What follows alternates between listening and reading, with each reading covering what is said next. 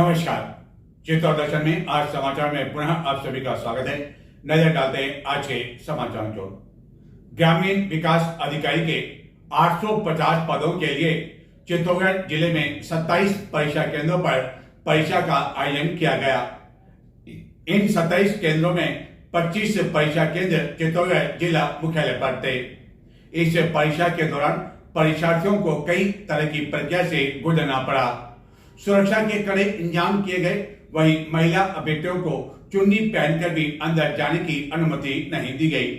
हालांकि उन्हें कुछ राहत भी दी गई, जिसके कारण महिला परीक्षार्थियों को गत परीक्षाओं के मुकाबले इस परीक्षा में अधिक परेशानी का सामना भी नहीं करना पड़ा। परीक्षा संपन्न होने के बाद रोडवेज बस स्टैंड पर परीक्षार्थियों की भीड़ उमड़ पड़ी एवं उसके कारण अन्य यात्रियों को परेशानियों का सामना करना पड़ा।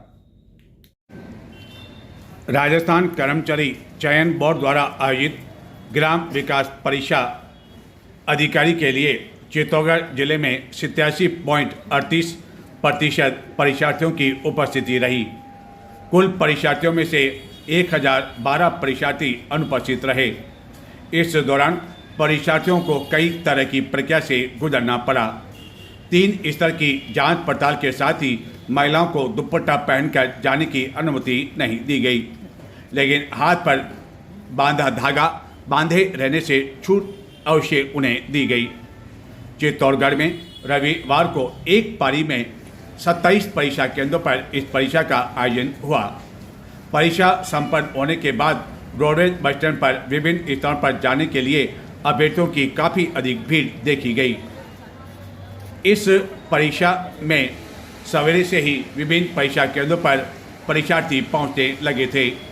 गत दिनों में आयोजित विभिन्न परीक्षा के प्रश्न पत्र लीक होने के कारण इस परीक्षा के लिए परीक्षार्थियों को कड़ी चेकिंग के बीच विभिन्न प्रक्रिया से गुजरना पड़ा। अधिकांश परीक्षा केंद्रों पर ऐसे पुरुष परीक्षार्थी जिनके हाथ या गले में धागे बंधे हुए थे, उन्हें यह धागा पहनकर जाने की भी अनुमति नहीं दी गई एवं कुछ परीक्षार्थी पूर्व में जारी दिशा निर्देश के बावजूद फुल आस्तीन के शर्ट पहनकर आ गए, जिसके कारण उन्हें भी अनुमति नहीं दी गई। लेकिन जिन महिला अभ्यर्थियों ने अपने हाथों में विभिन्न तरह का धागा बांध रखा था, वह धागा नहीं काटे जाने से उन्हें राहत मिली। यह परीक्षा प्रातः 11 बजे शुरू होनी थी, लेकिन 9 बजे से अभ्यर्थियों को परीक्षा केंद्र के अंदर जाने की अनुमति दी गई। कुछ परीक्षार्थी 10 बजे पश्चात 5-7 मिनट विलंब से पहुंचे, लेकिन उन्हें जाने की अनुमति नहीं दिए जाने से वह काफ़ी मायूस दिखाई दिए। कई परीक्षा केंद्र के मुख्य द्वार पर भी अभ्यर्थियों की वीडियोग्राफी की जा रही थी। कोई भी परीक्षार्थी अपने शरीर के किसी भी अंग में या अन्य स्थान पर किसी तरह के डिवाइस लेकर न आ सके, इसके लिए कई अभ्यर्थियों के बाल एवं कानों की जांच करने के साथ ही ऐसे परीक्षार्थी जो कि चश्मा पहनकर आए थे, उन नज़र के चश्मों की भी बारीकी से जांच की गई। परीक्षा संपन्न होने के बाद चित्तौड़गढ़ के रोडवेज बस स्टैंड पर अभ्यर्थियों की काफ़ी अधिक भीड़ देखने की मिली और किसी भी बस के स्टैंड पर आते ही या अन्य स्थान से आते ही अभ्यर्थी अपना सुरक्षित स्थान तलाश करने के लिए दौड़ लगाते हुए देखे गए। अभ्यर्थियों की काफ़ी अधिक भीड़ को देखते हुए पुलिस जाब्ता भी रोडवेज बस स्टैंड पर तैनात किया गया। परीक्षा देने के लिए कई महिला अभ्यर्थी भी चित्तौड़गढ़ आई थी, लेकिन रोडवेज बस स्टैंड पर उन्हें गंतव्य स्थान पर जाने के लिए अधिक परेशानियां उठानी पड़ी, क्योंकि किसी भी बस के आने पर पुरुष अभ्यर्थियों के बस के अंदर जाने के लिए धक्का मुक्की किए जाने की वजह से महिला अभ्यर्थी दूर से ही भीड़ कम होने का इंतजार करते हुए देखी गई। कई अभ्यर्थी बसों में खिड़की के माध्यम से अंदर जाते हुए दिखाई दिए, जिनका कहना था कि यदि इस तरह वह बस में जाने के लिए दरवाजे पर इंतजार करेंगे तो शायद वह अपने शहर पुनः नहीं पहुंच सकेंगे। इस कारण जैसे ही कोई बस रोडवेज बस स्टैंड पर पहुंचती, कई परीक्षार्थी इस बस की खिड़की के अंदर जाते हुए या बस के बस स्टैंड पहुंचते ही अपना सामान खिड़की के अंदर सुरक्षित स्थान के लिए रखते हुए देखे गए। परीक्षार्थियों की भीड़ के कारण उन यात्रियों को परेशानियों का सामना करना पड़ा जो कि विभिन्न स्थानों के लिए रोडवेज की बसों में जाना तो चाहते थे, लेकिन भीड़ को देखकर उन्हें काफ़ी देर तक इंतजार करना पड़ा। शादियों का सीजन होने की वजह से भी रोडवेज बस स्टैंड पर ऐसे कई यात्री मौजूद थे, लेकिन परीक्षार्थियों की भीड़ इतनी अधिक थी जिसके कारण शादियों में जाने वाले यात्रियों को काफ़ी देर या तो इंतजार करना पड़ा या उन्हें अन्य साधन के माध्यम से शादी के लिए जाने के लिए मजबूर होना पड़ा। इन दिनों स्लीपर बसों की हड़ताल भी चल रही है, जिसके कारण भी रोडवेज बस स्टैंड पर यातायात का काफ़ी अधिक दबाव देखने को मिल रहा है। इस परीक्षा में शामिल होने के लिए आए अधिकांश परीक्षार्थियों ने बताया कि प्रश्न पत्र मिडिल स्तर का था और किसी तरह की उन्हें कोई परेशानी नहीं आई, लेकिन अधिकांश परीक्षार्थियों का कहना था कि यह परीक्षा केवल 850 पदों के लिए है, जबकि इस परीक्षा में लाखों की संख्या में परीक्षार्थी शामिल हुए हैं। चित्तौड़गढ़ में आयोजित इस परीक्षा में कुल परीक्षार्थियों में से केवल 1012 परीक्षार्थी ही अनुपस्थित रहे। ऐसी स्थिति में परीक्षार्थियों का मानना था कि अब सरकारी नौकरी मिलना इतना अधिक आसान नहीं रह गया है। कई परीक्षार्थी ऐसे थे जिन्होंने बताया कि अब तक वह 7-8 अन्य तरह की परीक्षा दे चुके हैं, लेकिन हर परीक्षा में लाखों अभ्यर्थियों के बैठने की वजह से हर बार उन्हें निराशा हाथ लग रही है, क्योंकि इस परीक्षा के दौरान कई तरह की कठिन प्रक्रिया जहाँ होती है, वहीं मेरिट लिस्ट के आधार पर भी उनका चयन नहीं हो पाता है। कुल मिलाकर यह परीक्षा शांतिपूर्ण संपन्न होने पर प्रशासन ने भी राहत की सांस ली और यह परीक्षा कुछ नए पैटर्न के आधार पर आयोजित की गई, क्योंकि गत दिनों जो परीक्षा आयोजित की गई थी उसके बाद कर्मचारी चयन बोर्ड द्वारा इस परीक्षा में कुछ बदलाव भी किए गए और इस बदलाव को लेकर परीक्षार्थियों ने भी कहा कि इस तरह के और बदलाव होने की आवश्यकता है। परीक्षार्थियों का यह भी कहना था कि जो भी परीक्षा आयोजित होती है उन्हें कम से कम अधिक दूरी पर सेंटर की अनुमति नहीं मिलनी चाहिए, क्योंकि परीक्षा संपन्न होने के बाद रोडवेज प्रशासन द्वारा अतिरिक्त बसों की व्यवस्था नहीं की जाती है। ऐसी स्थिति में बसें सीमित होने के कारण और परीक्षार्थी अधिक होने के कारण उन्हें काफ़ी परेशानियां उठानी पड़ती है।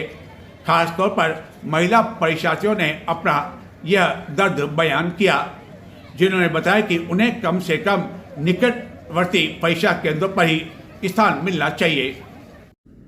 चित्तौड़गढ़ के सांसद सीपी जोशी का 4 नवंबर को जन्मदिन है, जो कि इन दिनों बिहार के चुनाव प्रचार में व्यस्त है एवं उनका जन्मदिन सेवा दिवस के रूप में मनाया जा रहा है। 3 दिवसीय कार्यक्रम के तहत रविवार को चित्तौड़गढ़ के शहरी क्षेत्र में छबीला हनुमान मंदिर के आसपास भाजपा कार्यकर्ताओं द्वारा श्रमदान किया गया। इसी तरह चंदेरिया में भी कार्यकर्ताओं द्वारा श्रमदान किया गया। चित्तौड़गढ़ के सांसद एवं भाजपा के पूर्व प्रदेश अध्यक्ष सीपी जोशी का 4 नवंबर को जन्म दिवस है, जो कि प्रतिवर्ष कार्यकर्ताओं द्वारा धूमधाम के साथ मनाया जाता है। चित्तौड़गढ़ के सांसद इन दिनों बिहार में चुनाव प्रचार में गए हुए हैं एवं उनके जन्मदिन को कार्यकर्ताओं द्वारा सेवा दिवस के रूप में मनाया जा रहा है।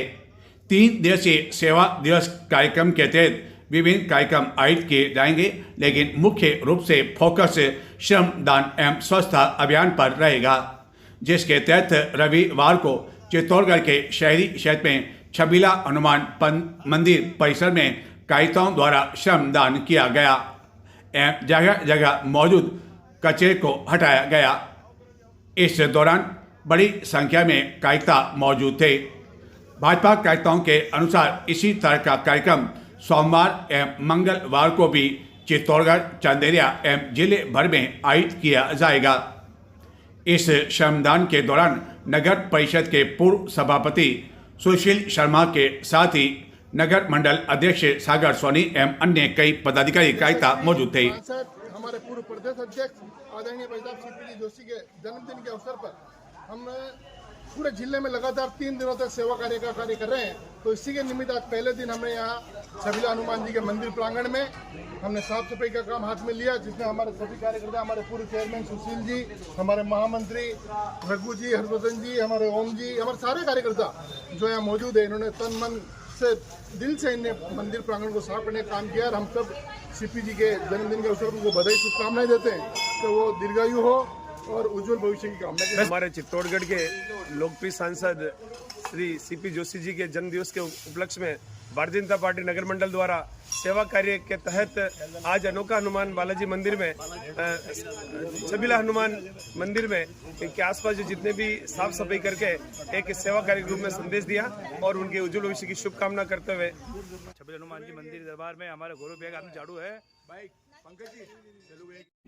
दीपावली के पश्चात चित्तौड़गढ़ नगर के विभिन्न मंदिरों में अन्नकूट का आयोजन जारी है और इसी क्रम में रविवार को चित्तौड़गढ़ नगर के हनुमान मंदिर में अन्नकूट के आयोजन में बड़ी संख्या में भक्तजन मौजूद थे। दीपावली के पश्चात चित्तौड़गढ़ नगर एवं जिले भर में विभिन्न मंदिरों में अन्नकूट महोत्सव 56 भोग का आयोजन का सिलसिला बना हुआ है।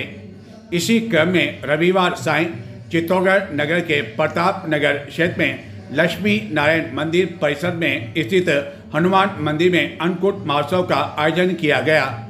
इस अवसर पर मंदिर में आकर्षक श्रृंगार किया गया एवं बड़ी संख्या में भक्त जन भी अपने साथ कई तरह के व्यंजन मंदिर लेकर पहुंचे एवं यह व्यंजन बाद में भगवान को चढ़ाए गए और इसका प्रसाद भक्तों में वितरित किया गया। इस अवसर पर कई भक्त जन मौजूद थे एवं अन्नकूट के साथ ही महाआरती का आयोजन भी किया गया। इस दौरान भी बड़ी संख्या में भक्त जनों ने इस महाआरती में भाग लिया। इसी तरह अन्य कुछ मंदिरों में भी अन्नकूट महोत्सव का आयोजन किया गया। चित्तौड़गढ़ एवं राजस्थान में गत 31 अक्टूबर से जारी स्लीपर बसों की हड़ताल से यात्रियों की परेशानी अब बढ़ने लगी है।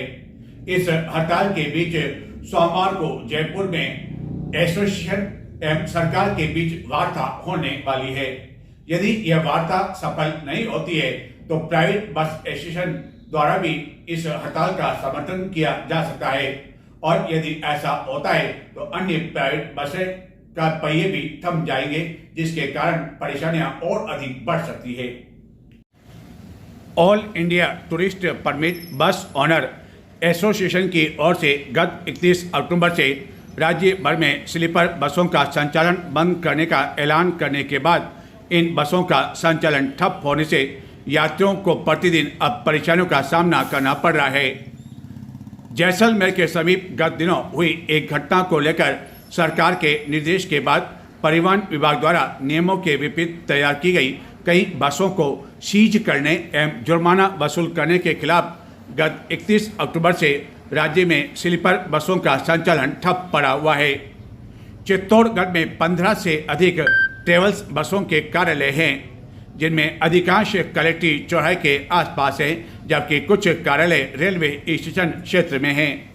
चित्तौड़गढ़ से प्रतिदिन विभिन्न मार्गों के लिए लगभग 55 स्लीपर बसें संचालित हुआ करती थी, लेकिन इन बसों के ठप होने से खास तौर पर अहमदाबाद, जयपुर, दिल्ली, हरिद्वार जाने वाले यात्रियों को परेशानियां उठानी पड़ रही है। ट्रेवल्स बसों के कार्यालय संचालकों के अनुसार अधिकांश यात्री प्रतिदिन गुजरात के लिए विभिन्न बसों में जाया करते थे। इनमें कई मरीज एवं उनके साथ परिवार के सदस्य अहमदाबाद में विभिन्न चिकित्सालय में चेकअप के लिए जाया करते थे। चित्तौड़गढ़ से अहमदाबाद के लिए एकमात्र राजस्थान राज्य पथ परिवहन निगम की वोल्वो बस संचालित होती है, लेकिन वह भी रात्रि 3 बजे यहाँ से अहमदाबाद के लिए संचालित होती है। एवं रोडवेज की जो अन्य एक्सप्रेस बसें वह काफ़ी समय लगाया करती है, जिसके कारण अधिकांश यात्री स्लीपर बसों से ही अहमदाबाद की यात्रा करते हैं। एवं यह बसें रात्रि 9 से 11 बजे के बीच चित्तौड़गढ़ से अहमदाबाद के लिए प्रस्थान करती है, जो सवेरे 5 से 6 बजे अहमदाबाद पहुंच जाया करती थी। मरीज दिन में चिकित्सालयों में जांच करवाने के बाद उसी दिन रात्रि को रवाना हो जाते थे, लेकिन बसों का संचालन ठप होने से अब उन्हें परेशानियों का सामना करना पड़ रहा है।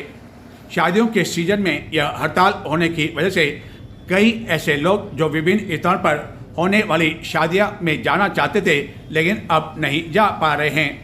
हड़ताल की वजह से प्रतिदिन दिल्ली एवं अन्य कई स्थानों से इन स्लीपर बसों के माध्यम से जो लगेज आया करता था वह भी नहीं आने के कारण व्यापारियों को ट्रेन एवं अन्य साधनों से मंगवाने के लिए मजबूर होना पड़ रहा है। एवं अब सभी की नज़रें सोमवार को एसोसिएशन एवं सरकार के बीच जयपुर में होने वाली वार्ता पर लगी हुई है, जो कि लोकसभा अध्यक्ष ओम बिरला के हस्तक्षेप से हो रही है। अब देखना यह है कि आखिरकार इस वार्ता का नतीजा क्या निकलता है। एसोसिएशन द्वारा मांग की गई है कि उन्हें 3 महीने का समय कम से कम दिया जाए ताकि ऐसी जो बसें जिनकी बॉडी बदलनी है इस 3 माह की अवधि में बदली जा सके। नजर डालते हैं कुछ और समाचारों की ओर, लेकिन संक्षिप्त में देखते रहें चित्तौड़ दर्शन।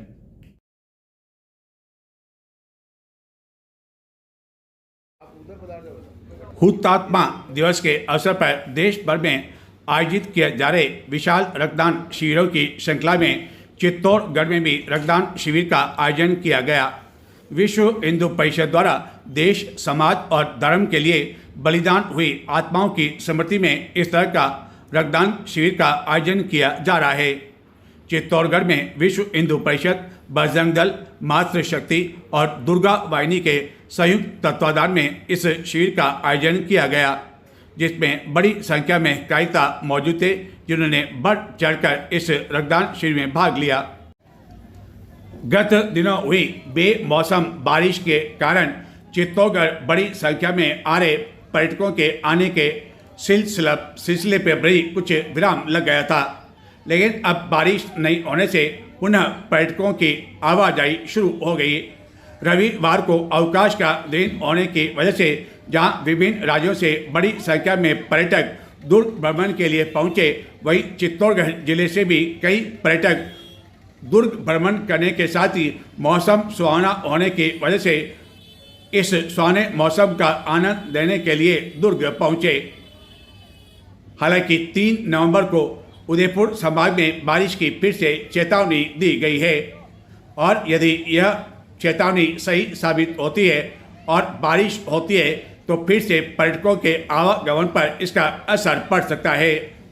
लेकिन दीपावली के पश्चात चित्तौड़गढ़ में बड़ी संख्या में पर्यटकों की आवाजाही से पर्यटन व्यवसाय पर निर्भर व्यवसायियों के चेहरे खिले हुए हैं, जिन्होंने बताया कि इस वर्ष गुजरात से बड़ी संख्या में पर्यटक चित्तौड़ दुर्ग भ्रमण के लिए पहुंचे।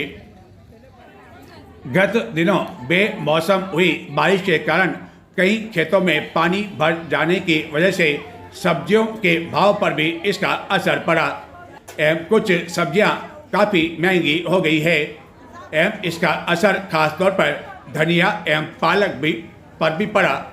लेकिन चित्तौड़गढ़ में कुछ ऐसी सब्जियां जिसका उत्पादन होता है, इस बारिश की वजह से इसका असर पड़ने की वजह से अन्य राज्यों से यह सब्जियां आ रही है, जो कि इन दिनों ग्राहकों को अपेक्षाकृत अधिक दाम पर मिल रही है।